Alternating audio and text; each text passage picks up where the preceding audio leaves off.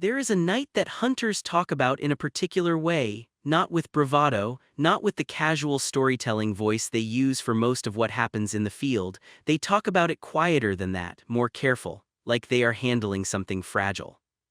They call it the whiteout night or the cabin night, or sometimes they just say you know the one, and the other hunters in the room nod because they do know, because anyone who has spent serious time in serious winter wilderness has had some version of it, and once you have had it, you do not forget it, and you do not talk about it lightly. It is the night the storm takes everything.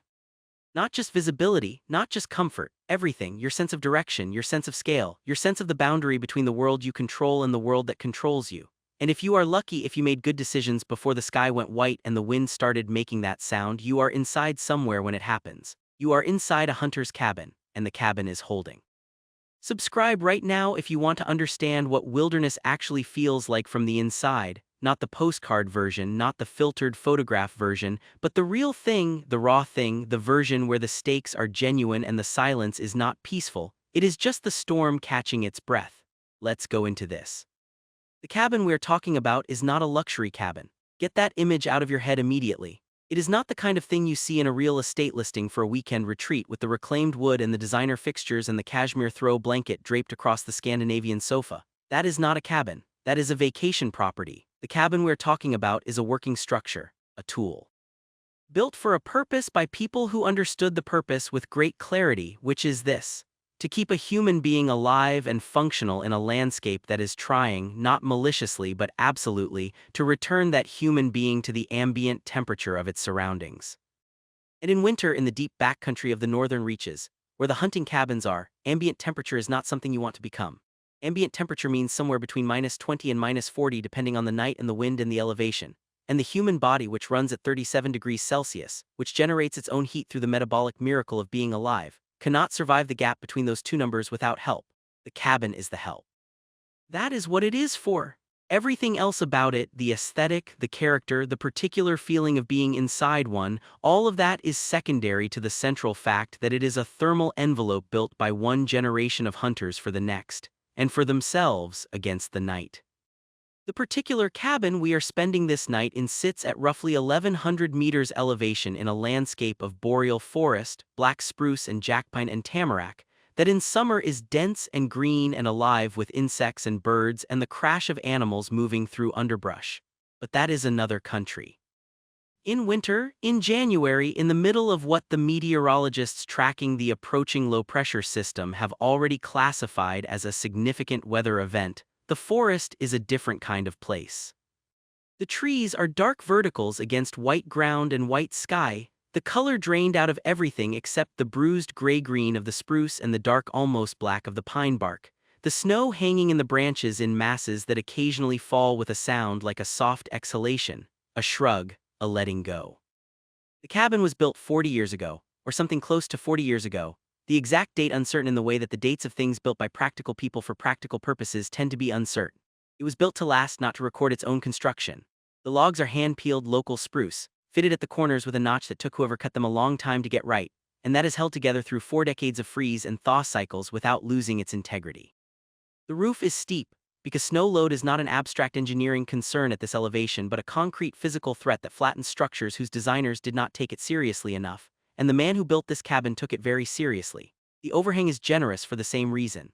The foundation is minimal, sitting on the permafrost rather than trying to fight it, letting the ground do what the ground does and building accordingly. The door opens inward, always inward in a serious cold country structure, because an outward opening door can be sealed shut by a snowdrift in the time it takes to fall asleep and wake up again. The interior is one main room and a small storage alcove separated by a rough partition. The main room contains a wood stove in the center near wall position, chosen for its efficiency in radiating heat into the usable space. A bunk built against the back wall, 2 levels, the upper warmer because heat rises and survival instinct eventually overrides the awkwardness of climbing. A table with 2 chairs. A shelf of supplies kept in rotation by whoever uses the cabin, tin cans and dried food, matches in a waterproof container, candles, a first aid kit of the serious kind, not the kind that comes in a plastic box from the pharmacy, but the kind that someone thought through, with the materials needed for the injuries that actually happen in the wilderness at distance from help. A map of the surrounding country laminated against moisture tacked to the wall above the table. An axe. Two axes, in fact, because an axe is the kind of tool that becomes critically important at exactly the moment it is most likely to have broken, and redundancy is intelligence. The walls are bare log inside, the gaps between the logs chinked with a material that started as commercial insulation and has been supplemented over the years with whatever was available: moss, strips of cloth, paper in one section that has held up better than you would expect. The floor is rough-cut planks that have warped slightly with the years, and that transmit the cold of the ground below in a way that makes you keep your boots on longer than you might otherwise choose to. The window is small, single pane, not because whoever built this cabin did not understand the value of insulation, but because glass is heavy and difficult to get to this elevation in one piece, and a larger window would have represented a thermal weak point that outweighed the benefit of the light it admitted. The cabin is lit in the evening by the wood stove's glow through the grate and by whatever candles are available, and by a battery lantern of the kind that has become standard equipment for anyone spending serious time in the backcountry. And this is the cabin the storm is about to hit. You arrived at the cabin at mid-afternoon, which at this latitude and this time of year means you arrived in what already felt like the beginning of the end of the light. The sun in January at this elevation does not climb high. It arcs low across the southern sky, casting long shadows even at noon, and by 3 in the afternoon it has begun its descent toward the treeline, and the quality of light has already shifted from thin gold to something more ambiguous, a pale diffusion that does not come from a specific direction, that makes depth perception unreliable, that makes the snow look like it has a faint blue tint that your brain keeps interpreting as shadow without being able to locate the source. You had come in on snowshoes from the trailhead, a distance of roughly 7 kilometers, carrying a pack that weighed more than you had intended when you loaded it the night before in the warmth of your kitchen, recalibrating your judgment of what was essential. The going had been hard in places where the trail dropped into creek drainages and the snow was loose and unconsolidated, and your feet punched through the crust with every step.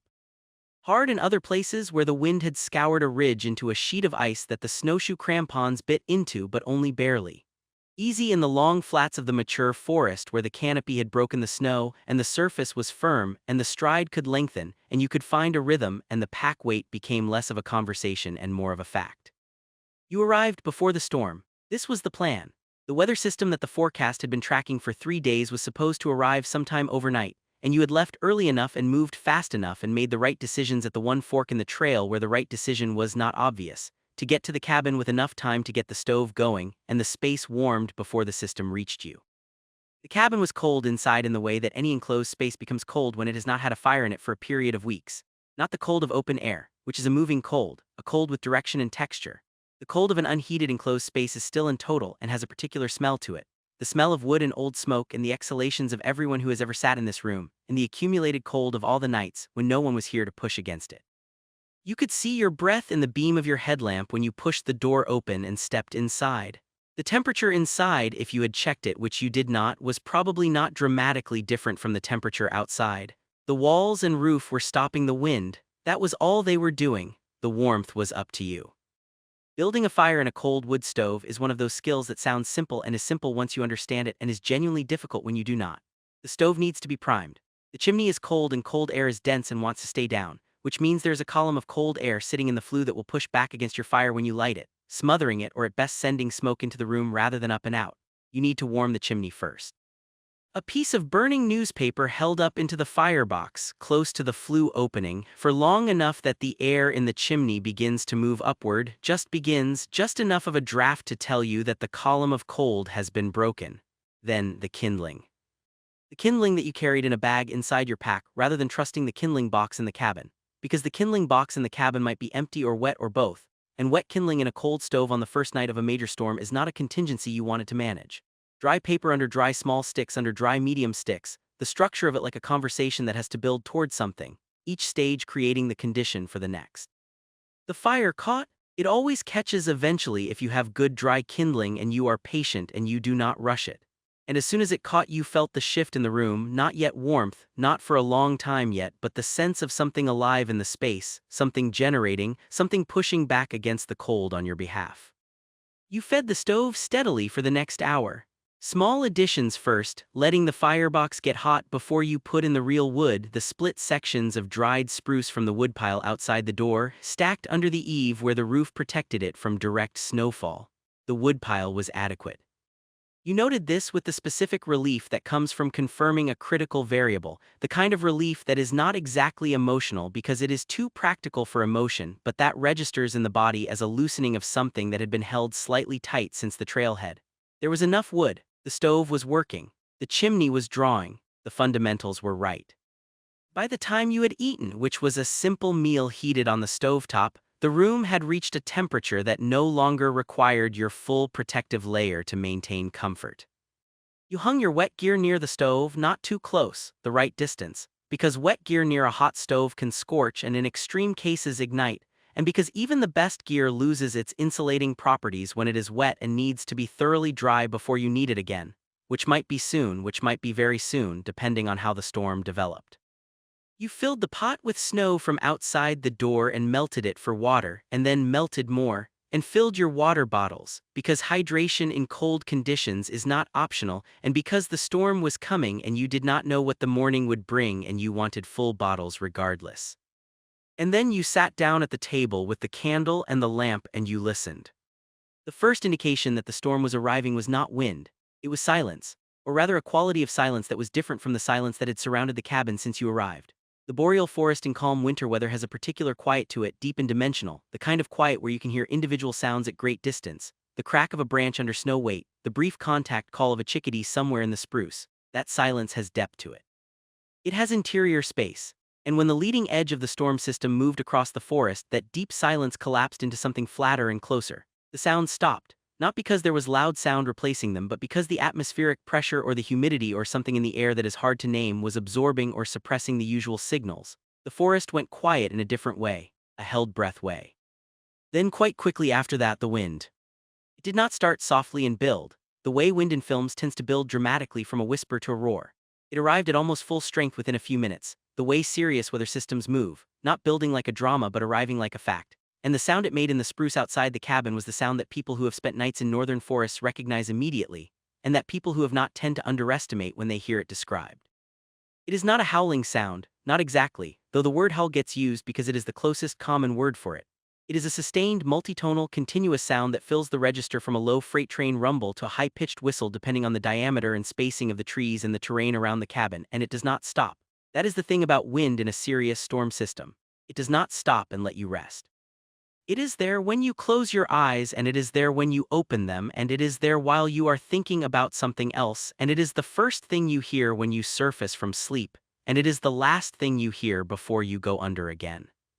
The snow started within the same quarter hour as the wind, and in combination with the wind it immediately became something other than snow in the conventional sense. When there is no wind, snow falls, you can watch it fall. Individual flakes, trajectories, the particular variety of snow determined by temperature and humidity, the heavy wet clumps of near-freezing air or the fine dry crystals of deep cold. But when wind accompanies precipitation at serious velocity, the concept of snow falling loses its meaning. The snow does not fall, it moves horizontally. It moves in every direction simultaneously. It streams and swirls and reverses and builds and collapses and streams again, and the distinction between new snow coming from the sky and existing snow being lifted from the ground and hurled back into the air disappears entirely. There is just white, white in motion, white everywhere. White with a kinetic energy that you can hear and feel even through the cabin walls. The visibility outside the single small window of the cabin dropped to effectively zero within minutes of the full onset. You held your headlamp against the glass and looked out and saw the beam of light hit a wall of white within half a meter of the window and return nothing. Not the tree line 20 meters away, not the woodpile under the eave 3 meters from the door. Nothing, just the storm taking everything visual and replacing it with itself. This is the whiteout. This is the thing that changes the nature of the situation so completely. And here is what happens in your mind, or what happens in most people's minds, when they experience this for the first time or the second or even the fifth time, because the rational knowledge that you have survived previous whiteouts does not fully inoculate you against the response. Your mind does a very quick inventory of every decision you have made in the past 24 hours, every single one. The decision about which route to take, the decision about when to leave, the decision about what to pack. The decision about whether the woodpile was adequate, the decision about the fire and the water and the food, and the mind grades these decisions rapidly and without mercy, and it is looking for the mistake, the error, the oversight that is going to matter tonight, and if it finds one, real or imagined, the emotional weight of that finding is disproportionate to the outdoor temperature, which is itself already extreme. This is not irrational, It is the completely appropriate response of an organism that is suddenly in a situation where its survival depends on decisions it has already made and cannot now unmake. The assessment is correct behavior. The urgency of the assessment is correct behavior. What matters is what you do with what the assessment finds. And what you do with the fact that the storm doesn't care about your assessment. It is happening regardless, and the cabin is either going to hold or it isn't, and your job is to help it hold. The stove was the center of everything that night, not metaphorically. Literally the thermal center of the space, the point around which everything else organized itself. You fed it every 2 hours or so through the night, building a rhythm of sleep and waking that was less like the normal rhythm of sleep and more like standing a watch, the watch of the fire, the oldest watch that humans have stood. You did not let it go out. Letting the fire go out on a night like this one would have been, if not catastrophic, then at least seriously uncomfortable and potentially dangerous. Because a cabin that goes cold in a whiteout storm takes a very long time to reheat, longer than you might expect given the small volume of space, because the walls themselves become cold and act as a heat sink, pulling warmth out of the air before it can accumulate. There is a specific knowledge about wood stoves in cold weather cabins that you either have or you learn the hard way, and it is this. The stove has multiple states and they are not all equally useful.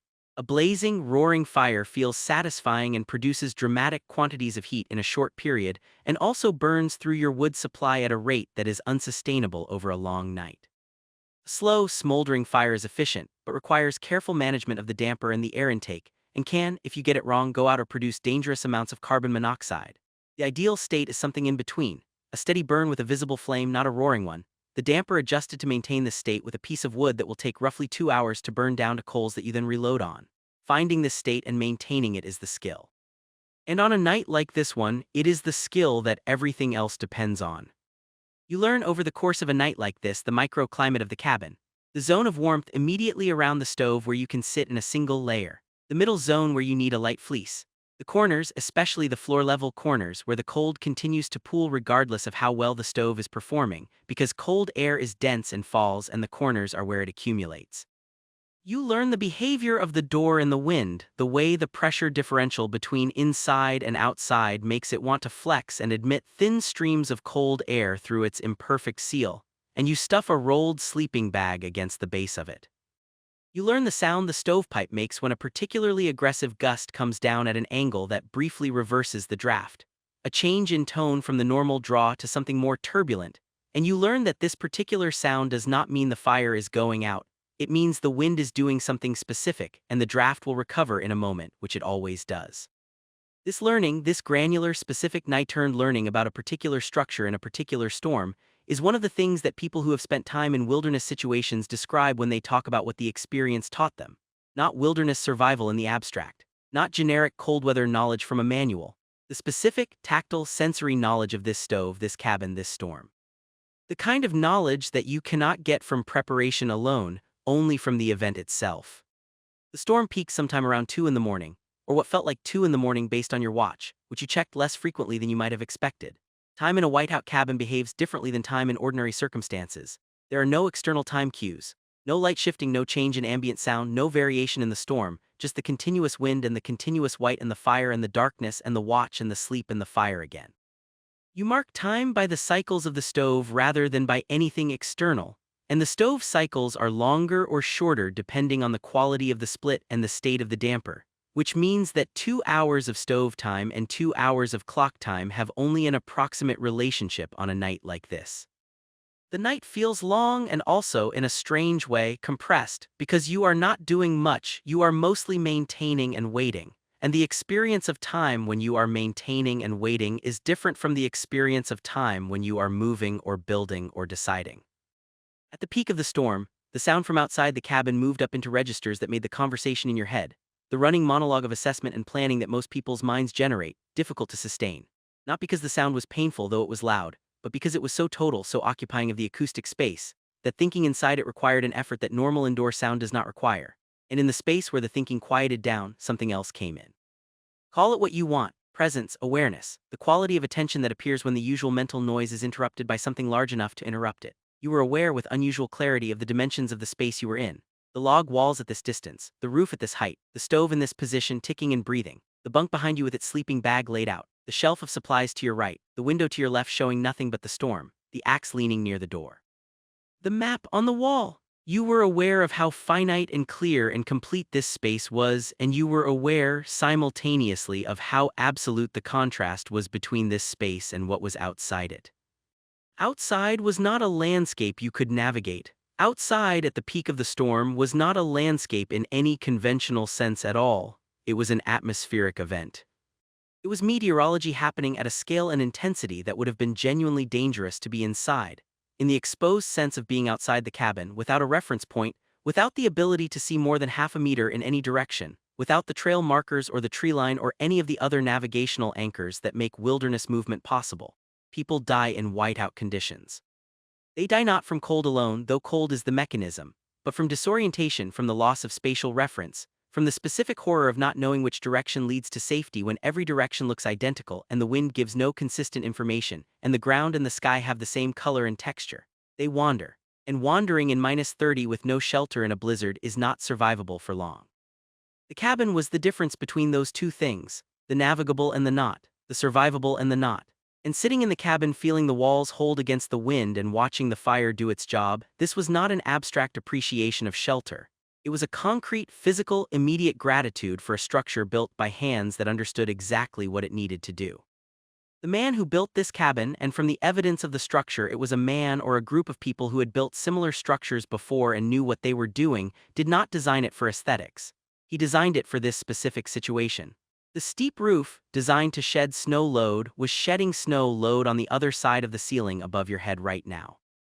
The small window, chosen to minimize thermal loss, was minimizing thermal loss while the temperature outside dropped below what the inadequate thermometer outside the door could register. The inward opening door was not being pressed shut by a snowdrift because the overhang protected the entry. The notched log corners, fitted carefully, were not admitting the wind that was trying to find every possible entry point in the structure. Every decision that had seemed like a limitation or an inconvenience in calm weather, the small window, the low ceiling, the inward door, the minimal floor plan, was in this moment exactly right, exactly what it needed to be. This is something that experience in wilderness structures teaches eventually, the understanding that design constraints in a working structure are usually not failures of ambition but expressions of understanding. The cabin is small because small spaces are easier to heat. The ceiling is low because heat rises and a low ceiling keeps the heated air where you need it. The materials are local because local materials were available, and because the people who built with them understood how those specific materials behaved in this specific climate. There is a fitness to a well-built wilderness cabin that you cannot always see from the outside or in good weather, but that reveals itself completely in the test of an actual night like this one, when every design decision is being evaluated in real time against an unforgiving standard.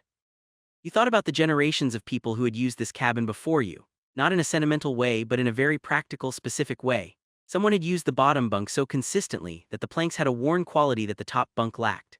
Someone had notched the shelf above the stove to hold a specific size of pot, a detail so particular that it implied long familiarity with a specific cooking setup. Someone had repaired the stovepipe joint with a wrapping of wire that was crude but effective, and had clearly been in place for a number of years given its oxidation. Someone had, at some point in the past, added a hook near the door at exactly the right height for hanging a coat or a rifle, a height that was not random, that was the measured height of someone's own reach, making a permanent record of their presence in this place.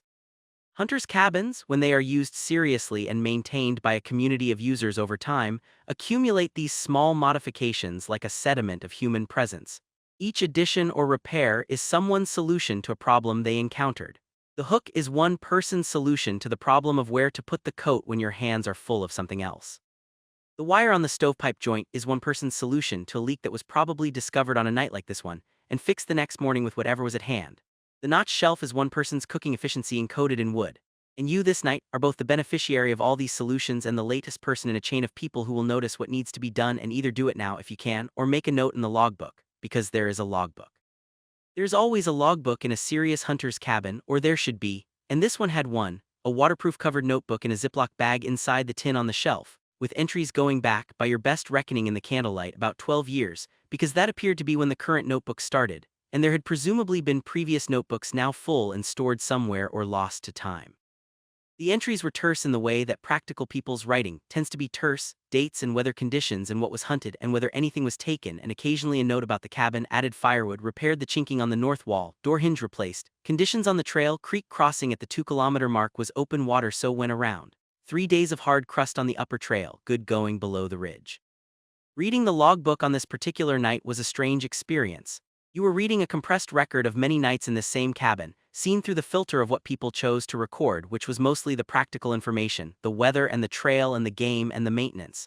But between the lines of practical information, if you paid attention, you could feel the presence of the people who had written them.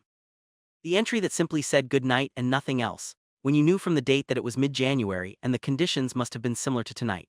The entry that carefully recorded a first-time user's observation that the chimney draws better when the outside air is very cold, which is true, and is a thing that an experienced wood stove operator knows, but that a first-time user would notice with the kind of delighted surprise that gets written down.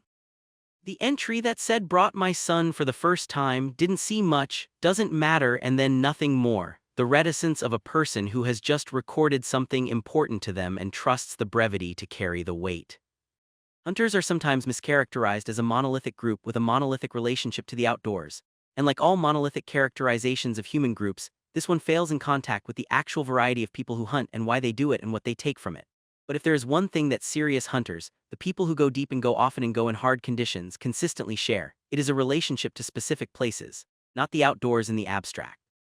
Not wilderness in the romantic general sense. Specific places, this drainage, this ridge, this tree stand at this bend in the creek. This cabin, the relationship to a specific place accumulated over years of visiting it in different seasons and different conditions, in dry years and wet years, in years when the animals were where you expected and years when they weren't, is a form of knowledge that is not easily communicated to someone who hasn't felt it.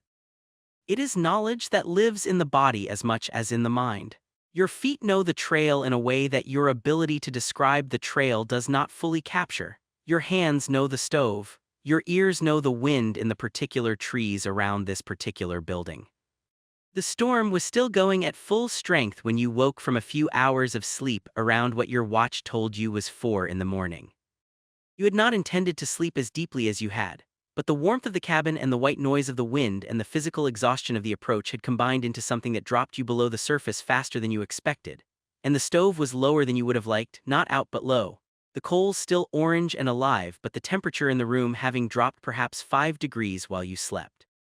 You rebuilt it quickly, the practiced movements of someone who has done this enough times that the sequence is automatic. Smaller wood first to get the coals going again, then the main splits on top when the smaller wood had caught, then the damper adjustment, then the weight, listening to the fire find itself again.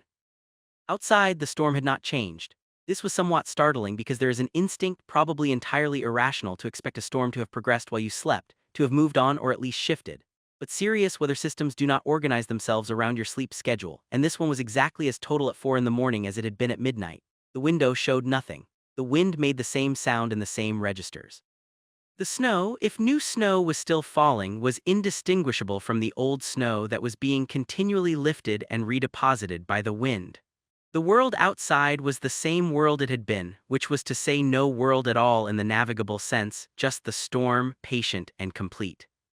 You made tea. This is a practical act and also something more than a practical act. The decision to make tea on a difficult night in a difficult place carries a meaning beyond its caffeine content. It means you have enough water and enough fuel and enough calm to perform a small domestic ritual. And the performance of that ritual, the small pot melting snow, the tea bag, the waiting, the heat of the cup through gloves that you have half removed to feel it better, is a way of asserting that normal life, the life of small comforts and deliberate gestures, has not been completely suspended by the conditions outside. It is a human insistence, a very small one but a real one. The tea and the rebuilt fire and the dark window showing the ongoing storm and the logbook and the sounds of the cabin holding itself together in the wind produced, somewhere in the quiet after 4 in the morning, a particular quality of thought. The kind of thought that does not happen easily in ordinary life, in the connected, distracted, interrupted texture of daily existence. The kind of thought that requires this specific set of conditions: genuine isolation, genuine stakes, genuine darkness, genuine weather, and the cabin holding.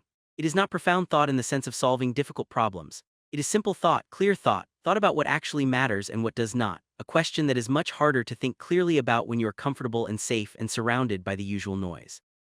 What came through clearly in the cabin at 4 in the morning with the storm at full intensity outside was something like this. The situation was extremely simple. There was the fire and there was the weather and there was the cabin between them. There was enough wood and enough food and enough water and a stove that worked and a roof that was holding. Everything else, every anxiety and ambition and unfinished business and complicated relationship and unpaid obligation and unrealized plan that normally populated the mental background, had been evacuated by the storm. Swept clean by the totality of the weather's demand on your attention.